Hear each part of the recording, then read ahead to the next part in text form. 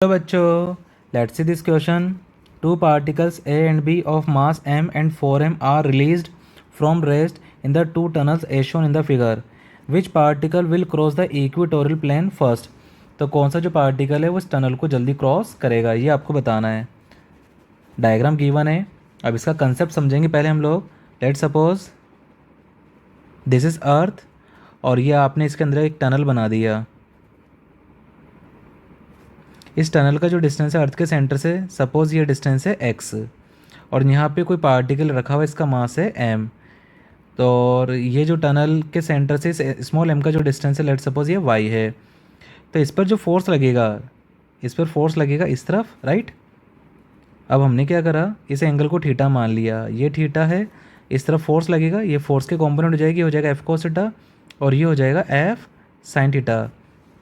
तो we know date ये जो फोर्स होगा, ये फोर्स क्या होगा यहाँ पे, माइनस ऑफ जी.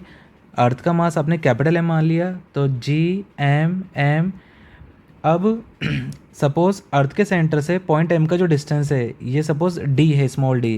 तो small D divided by R cube. Force यही होता है, राइट.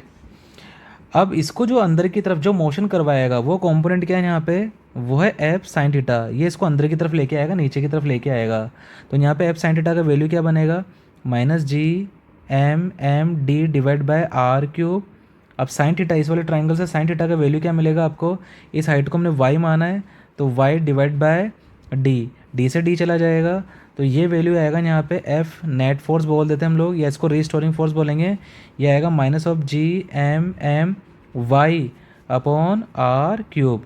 तो यहाँ पे जो फोर्स है ना, ये डिपेंड कर रहा माइनस ऑफ वाई पे, right.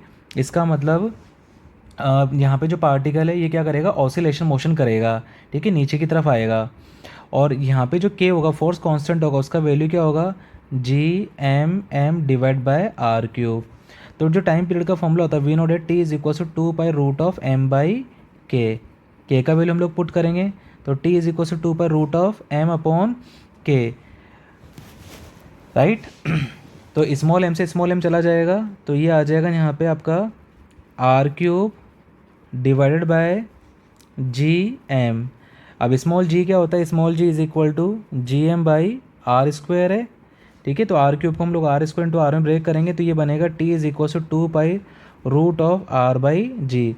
This will become time period of the particle. अभी जो टाइम पीरियड है ये यहाँ पे मास पे डिपेंड नहीं कर रहा है, ठीक है, ना ये टनल के डिस्टेंस पे डिपेंड कर रहा है, टनल का सेंटर से डिस्टेंस क्या है. अब ये तो एक कंसेप्ट हो गया. अब आप यहाँ पे देखिए, दो टनल आपको दे रखे, एक का जो डिस्टेंस है वो है r/4 और दूसरे का जो डिस्टेंस है r/2. तो टाइम पीरियड जो है यहाँ पे डिस्टेंस पे डिपेंड नहीं कर रहा है, साथ ही साथ पार्टिकल के मास पे डिपेंड नहीं कर रहा है. तो टाइम पीरियड क्या रहेगा, दोनों पार्टिकल्स का यहाँ पे सेम रहेगा. तो option C will be correct. I hope you understood this question. Thank you.